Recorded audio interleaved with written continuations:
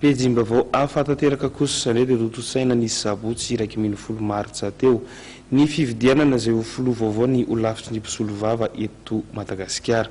Tsy maintsy hiditra amin'ny fihodinana faharoa izany fividianana izany satria dia tsy nisy nahazo mihoatra ny atsasa manila ny vato manan-kery ireo kandida.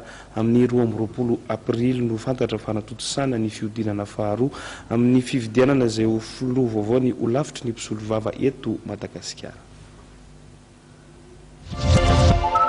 Tsy nisy nahazo mihoatra ny atsasa-manila ny vato ny kandida ho filohan'ny ho lavitry ny mpisolo vava nandritra ny fividianana notosaina ny sabotsy faraika amby folo ny volana marsa lasa teo teny amin'ny tribonaly anosy. Tsy maintsy irosona ao anatin'ny 17 andro ny fividianana fihodinana faharoa ny filoha anty ho lavitra ity araka ny fitsipika anatiny.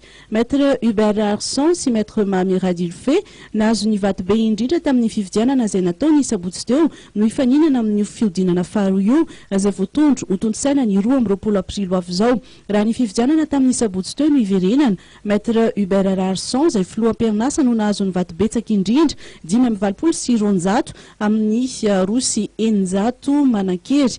Faharoa manaraka azy ny maître Mami Radilfe nahazo vato 420. Fatelo maître Freudon Ratovondradzao izay nahazo vato 770. Maharitra roa taona ny fotoam-piasan'ny filohan'ny ho lavitry ny mpisolo vava ankoatra ny filohan'ny ho lavitra toerana 710 ihany koa no mbola iadina dia ny toerany mpanolotsaina tompo toerana 9 ary mpisolo toerana 10. Araka izany ny 20 aprily ho avy izao no ahafantaran'ireo mpikambana 10 ny filakevitry ny ho lavitry ny mpisolo vava.